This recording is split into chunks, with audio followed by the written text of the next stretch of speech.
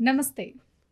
Welcome to BRK women. నేను మీ స్వీయ వర్మ. ఈరోజు మనతో పాటు స్టూడియోలో ఉన్నారు family counsellor and motivational speaker K. Madhavi గారు. హాయ్ మాధవి గారు. హాయ్ మ్యామ్, ఎలా ఉన్నారు?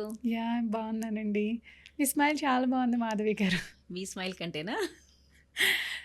కాదు మాధవి గారు, ఒకప్పుడైతే ఆడవాళ్ళకి సేఫ్టీ లేదు అనేవారు మగవాళ్ళ నుంచి. ఇప్పుడైతే మగవాళ్ళకి సేఫ్టీ లేదు ఆడవాళ్ళ నుంచి అని తీరుకొచ్చేసారు ఆడవాళ్ళు. అసలు ఇలా ఎందుకు జరుగుతుంది? దీని మీద అసలు మీరు ఏం మాట్లాడాలనుకుంటున్నారు? అద్భుతమైన క్వశ్చన్ యాక్చువల్‌గా. ఒకప్పుడు అనేవాళ్ళు మగవాళ్ళు బాధపడలేక ఆడవాళ్ళు ఒక మూమెంట్ తీసుకొచ్చారు. అప్పుడు సినిమాలో సాంగ్ కూడా ఉండేది. నిద్ర లేచింది మహిళా లోకం అంటూ. అవును. అంటే ఆ సాంగ్ మీనింగ్ ఏంటంటే, అరే నీలో ఉన్న కళని, నీలో ఉన్న స్కిల్స్‌ని డెవలప్ చేసుకో. ఎప్పుడు కూడా నీలో ఉన్న జ్ఞానాన్ని పెంచు అన్నది ఆ పాట మీనింగ్ యాక్చువల్. అలాంటప్పుడు వుమెన్‌ని బయటకి ఎంపవర్మెంట్ అంటాం మనం దాన్ని. కానీ ఇప్పుడు ఎలా జరిగిపోయిందంటే, ఒక రిలేషన్‌షిప్స్ అంటే ఎక్స్‌ట్రా అంటే అంటాం కదా! సూపర్ స్పెషాలిటీగా అంటే ఒక అందమైన జీవితాన్ని కోసం ఉన్న జీవితాన్ని పాడు చేసుకుంటూ అందమైన జీవితం అంటే లేని దాని గురించి ఊహించుకొని వాళ్ళ జీవితాన్ని నాశనం చేసుకుంటున్నారు. ఇది రిలేషన్‌షిప్‌లో నేను చాలా అబ్జర్వ్ చేస్తున్నాను ఈ మధ్య కాలంలో. ఒకప్పుడు ఎలా అంటే ఒక వైఫ్ అండ్ హస్బెండ్ ఉన్నా, లేకపోతే ఒక బాయ్ ఫ్రెండ్, గర్ల్ ఫ్రెండ్ ఉన్నా దానికి ఒక అద్భుతంగా రిలేషన్‌షిప్‌లో ఉన్నారు అంటే దాన్నే వాళ్ళు కంటిన్యూ చేసుకుంటూ ఒక మంచి ఎండింగ్ ఇచ్చేవాళ్ళు. ఇప్పుడు అలా కాదు. మధ్యలోనే వాళ్ళకి ఇంకేదైనా కావాలి అంటే ఇప్పుడు వీళ్ళతో సరిపోవట్లేదు వాళ్ళకి. ఇంకా కొత్తతనం కావాలి, కొత్తగా కావాలన్న ఫీలింగ్స్‌తో వీళ్ళు చాలా తప్పులు చేస్తున్నారు.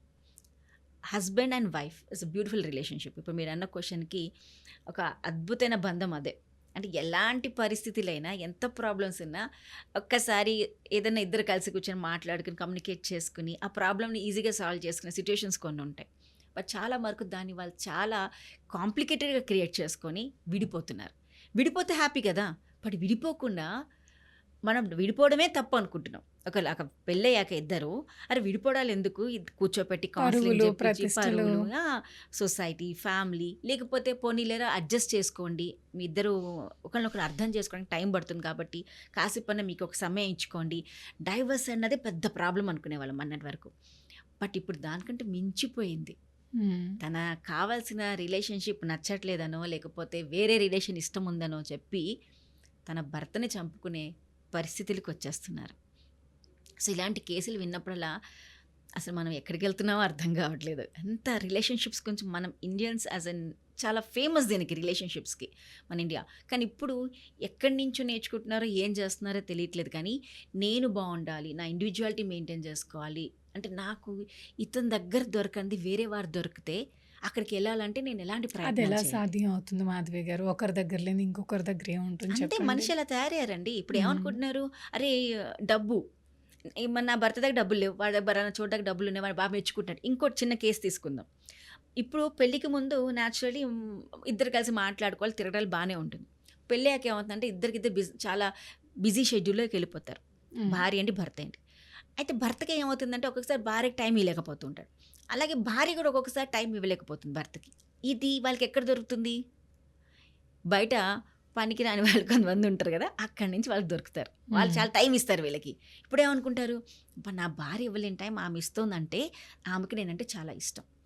భార్య కూడా అలాగే అనుకుంటాను. బికాజ్ నౌఎడేస్ ఉన్న బిజీ షెడ్యూల్‌లో ఇప్పుడున్న రెస్పాన్సిబిలిటీస్‌లో ఈ దాంట్లో కూడా హస్బెండ్ కూడా ఆమెకు టైం ఇవ్వలేకపోతున్నాడు. అది మాత్రం షూర్ జరుగుతున్నాయి.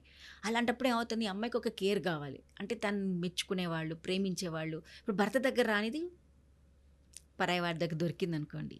ఏమవుతుంది ఇప్పుడు న్యాచురల్లీ ఒకరోజు, 2 రోజులు ఏదో అనుకుంటారు. మూడో రోజు నుంచి అట్రాక్షన్ స్టార్ట్ అవుతుంది. ఇంక అప్పుడేమనుకుంటుంది, నా భర్త ఎలాగో నన్ను పట్టించుకోవట్లేదు. అతను నాకు నా వాల్యూ ఏం లేదు. సో, నేను అక్కడికెళ్తే నన్ను వాల్యూ ఇస్తున్నాడు కాబట్టి నేను వాడి దగ్గరికెళ్తే బెటర్ కదా అని ఒక ఫీలింగ్ వస్తుంది అమ్మాయికి. అలా ఒకప్పుడు కూడా ముందు ఉన్న సొసైటీ భయం ఉండేది ఒకప్పుడు. ఇప్పుడు సొసైటీ భయము ఏమీ లేదు ఎవరికీ. ఏమవుతుంది అయితే ఏంటి సొసైటీ నాకేం చేస్తుంది అంటే, ఇప్పుడు నాకు ఒక రిలేషన్‌షిప్‌లో ఇది నాకు ఇతను నాకు ఇయ్యకపోతే బయట వాడు నాకు ఇస్తే బయట నాకు సొసైటీ ఏమైనా చేస్తుందా? నాకు బాధలో ఉన్నప్పుడు నాకు సొసైటీ ఏమైనా చేసిందా? ఇప్పుడు నేను ఇలా చేస్తే నన్నేమన్నా అంటదా సొసైటీ అన్న తీర్పులో చాలామంది బయటికి రావాల్సి ఇలాంటి తప్పులు చేస్తున్నారు.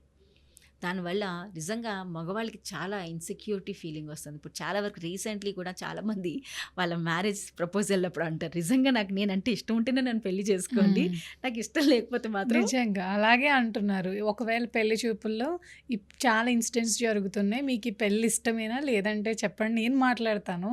మీ హ్మ్. ఇంట్లో, మా ఇంట్లో అన్నట్టు మాట్లాడుతున్నారు అబ్బాయిలు. అంత భయపడిపోతున్నారు పాపం పెళ్లి చేసుకోవడానికి. చాలా భయపడుతున్నారండి. రీసెంట్ ఒక కేస్ చూసాను. ఒక అమ్మాయి, షీ ఈజ్ వండర్‌ఫుల్, మంచి గ్రాడ్యుయేట్ చైల్డ్. హ్మ్. నౌ ప్రొఫెషనల్ కోర్సెస్‌కి వెళ్తున్నారు ఆ అమ్మాయి. షీ గాట్ అంటే ఒక అబ్బాయి అంటే చాలా ఇష్టపడింది. కానీ వాళ్ళ పేరెంట్స్ ఒప్పుకోరు. న్యాచురల్లీ ఇంటర్ కాస్ట్ మ్యారేజెస్ అంటే అంటే ఆమె ఏం అంతే. చెప్తుంది ఈజీగా, ఏముంది ma'am, I will get married to మా పేరెంట్స్ చెప్పిన అబ్బాయిని పెళ్లి చేసుకుంటా, కొన్ని రోజులు ఉంటా, డైవర్స్ ఇచ్చేస్తా, నా వాడితో మళ్ళీ పెళ్లి చేసేసుకుంటాం. ఎలాగో డైవర్స్ అయితే ఎవరు చేసుకోరు కదా ఇంకా. సో ఎంత ఈజీ గోయింగ్ అయిపోయిందంటే సొసైటీ. అంటే నాకేమనిపించింది అప్పుడు, నేను అలాంటి వాళ్ళ కేసుల గురించి నేను బాధపడ్డా. అంటే నువ్వు ఒక రిలేషన్లో దూరాక వెళ్ళాక న్యాచురల్లీ ఏ రిలేషన్షిప్లో నీకు కొంచెం కంటిన్యూ నియర్లీ 1 to 2 years పడుతుంది వైఫ్ అండ్ హస్బెండ్ రిలేషన్ కూడా కొంచెం స్ట్రాంగ్ అవ్వడానికి. అందుకని మన వాళ్ళ పాతకాలంలో అంటే తొందరగా పిల్లలు పుడితే లైఫ్ సెట్ అవుతుందని. బట్ నా అకార్డింగ్ పిల్లలు పుట్టే ముందు వద్దని అండర్స్టాండింగ్ బాగా చేసుకుంటే రిలేషన్షిప్ ఎక్కువ లాంగ్లో ఉంటుంది. అయ్యాక వాళ్ళు ఈజీగా అంటే చంపడానికి వెళ్తలేదు. చాలు మేడం, నాకు ఆ అబ్బాయి ఇష్టం లేడు, ఎలాగో మా పేరెంట్స్ ఇచ్చిన ఉంటా, 3-4 months ఉంటాను, ఎలాగో అతను నా మీద విసుగే వస్తుంది, ఎందుకంటే నేను అతను అంత కేర్గా చూసుకోను, అతను డైవర్స్ ఇచ్చేసుకుంటా, I get married to the person, నాకైతే ఎవరినైతే నేను ప్రేమించానో వాడిని పెళ్లి చేసేసుకుంటా.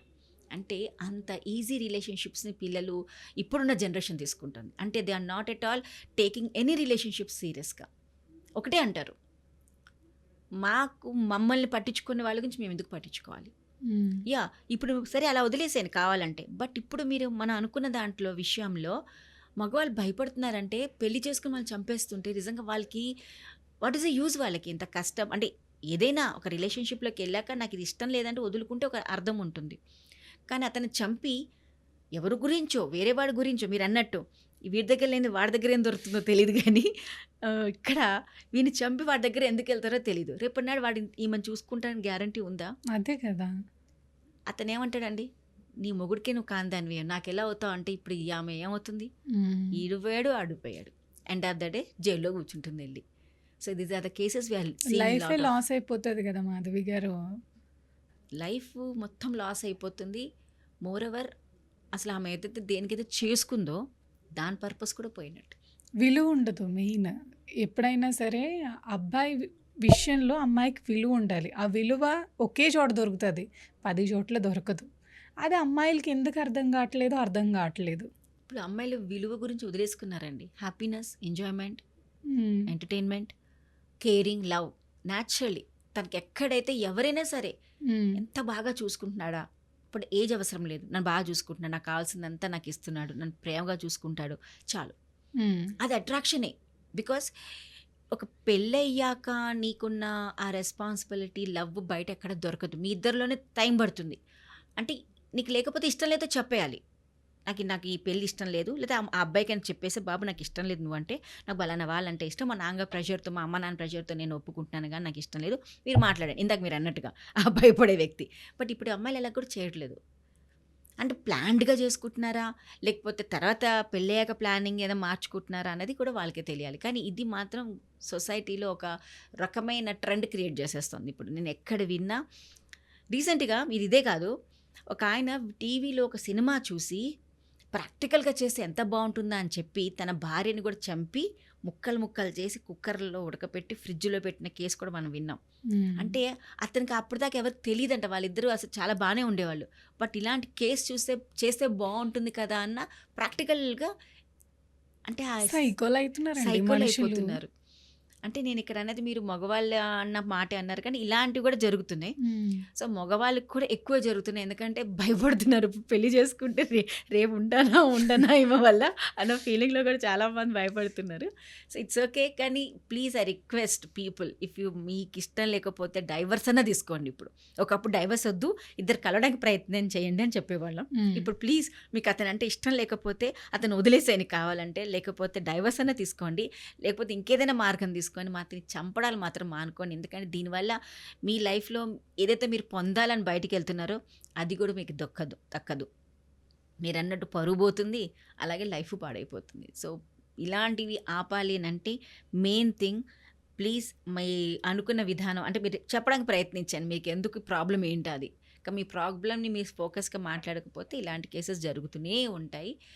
సో, ఇలాంటివి జరగటం ఆపాలి అంటే మెయిన్ థింగ్ ఎవరైతే ఇలాంటి పెళ్ళిళ్ళు చేసుకుంటున్నారో ముందే క్లారిటీ తీసుకోండి. నిజంగానే మీరన్నట్టుగా అమ్మ, తల్లి నేనంటే నీకు ఇష్టమా లేదా? ఇష్టం లేకపోతే మాత్రం ఇక్కడితో ఆపేయి. లేకపోతే ఏదైనా చెయ్యి. అంతేగాని కానీ కొన్నిసార్లు మనం ఇలాంటి కేసెస్ ఆఫ్టర్ మ్యారేజ్ కూడా హస్బెండ్ దగ్గర నుంచి కూడా ఇష్టం లేకపోతే కూడా ఇలాంటివి జరుగుతున్నాయి. So, please proper communication, clarity communication ఇద్దరిని ఒకళ్ళనొకళ్ళు బాగా అర్థం చేసుకొని ఈమెకైనా ప్రాబ్లమ్ ఉంటే కొంచెం టైం ఇచ్చి ఆ ప్రాబ్లమ్ సాల్వ్ చేస్తే ఇలాంటి కేసెస్ తగ్గడానికి చాలా ఛాన్సెస్ ఉన్నాయి మనకి. థ్యాంక్ యూ మాధవి గారు.